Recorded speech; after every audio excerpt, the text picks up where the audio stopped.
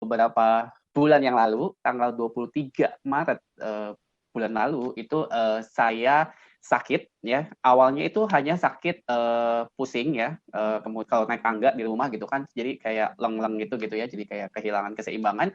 Terus mual ya, muntah gitu ya, itu beberapa hari setelah mengalami yang susah makan, karena memang pada saat itu seminggu saya nggak bisa makan karena semua rasa kayaknya sama gitu. Jadi mau makan apapun, makanan kesukaan saya pun itu semua rasanya sama. Jadi nggak pernah ada rasanya gitu ya. Terus udah gitu ketika makan pun nggak pernah bisa 2-3 suap gitu. Jadi selalu cuma 1 sendok udah kenyang gitu ya. Jadi nah, saya pikir waktu itu adalah mah saya gitu kan, karena dulu sekali gitu ya saya punya mah gitu ya, karena mah saya saya pikir kambuh gitu kan, karena sebenarnya sejak beberapa tahun yang lalu tuh mah saya udah sembuh gitu ya, udah nggak terjadi lagi sakit mah gitu. Nah, apakah karena mah saya kambuh lagi gitu kan? Jadi karena seminggu itu benar-benar kondisinya sangat tidak enak banget gitu kan. Nah, akhirnya saya memutuskan untuk ke dokter gitu ya, pergi ke rumah sakit karena untuk diperiksa saat itu ke internis. Itu nah ini tanggal 28 Maret waktu itu saya minta dokter untuk lihat dalam saya gitu ya. Jadi waktu itu dokter merekomendasi untuk scan torak gitu kan. Jadi cuma scan torak aja, tapi ternyata setelah hasil scan torak itu dokternya bilang bahwa di paru-paru saya itu ada flek-flek putih. Ya, flek Dan putih. flek-flek putih ini adalah gejala dari COVID. Jadi waktu itu dibilang oleh dokter itu seperti itu.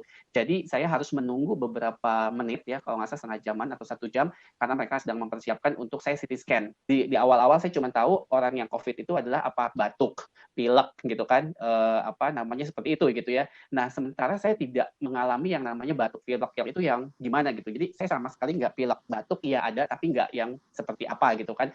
Nah jadi ketika saya nunggu itu, saya langsung browsing gitu ya. Jadi saya googling. Nah akhirnya ini masuk tuh ke dalam pikiran saya waktu itu. Jadi sambil nunggu, benar-benar kalimat dokter itu tuh jadi buat saya apa ya, bikin saya Kaget lah stres ya. gitu kan. Iya, karena saya datang saya pikir bahwa saya itu cuma mah gitu kan, jadi cuma sakit lambung atau apa gitu kan. Tapi ternyata itu di situ ya, kalau lihat slide yang kedua tadi ya, balik lagi ke slide yang itu adalah paru-paru saya kena gitu.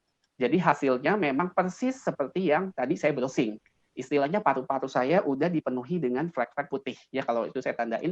Nah, itu paru-paru saya kondisinya. Ya, seperti itu tanggal 28 Maret gitu loh, seperti itu. Jadi waktu itu setelah berobat saya cuma dikasih antibiotik ya selama 2 minggu dan harus datang lagi.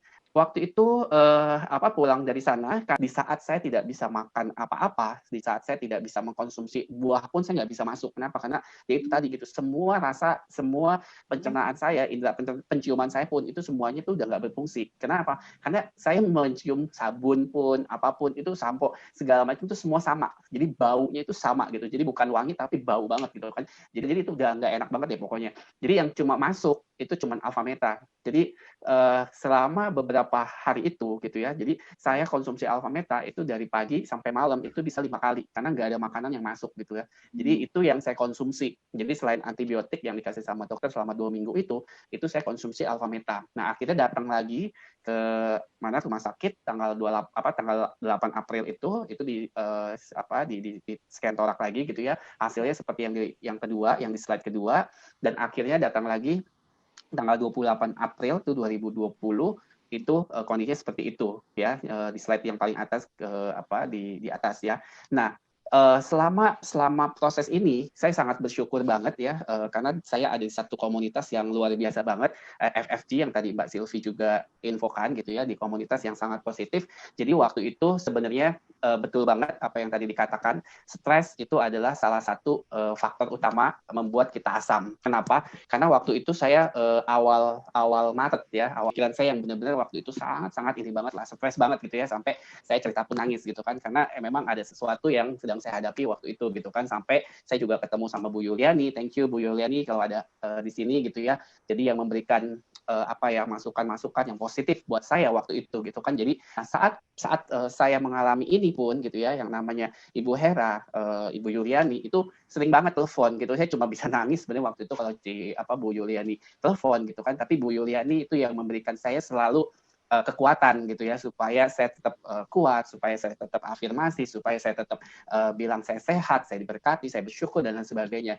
Jadi teman-teman di komunitas FFG ini yang sebenarnya juga memberikan proses kesembuhan buat saya waktu itu gitu loh. Jadi selain saya minum alpha meta, saya minum air alpha spin yang saya suling ya waktunya gitu ya, saya minum untuk dibikin alpha meta. Jadi saya pasang kuantum ya di kamar saya. Ketika tanggal 28 April itu cek sama dokter seperti itu. Jadi balik lagi tanggal 5 untuk dilihat ya secara menyeluruh gitu ya di CT scan. Akhirnya ya terjadi yang signifikan banget dan sudah dinyatakan oleh dokter bersih gitu ya, kembali seperti normal gitu ya. Jadi saya sangat bersyukur banget, saya sangat beruntung sekali karena ya itu dia gitu ya, dengan makanan yang sehat yaitu alpha meta, minum air alpha spin gitu ya, dan juga menjaga pikiran kita sebenarnya. Intinya seperti itu sih kesaksian saya ya.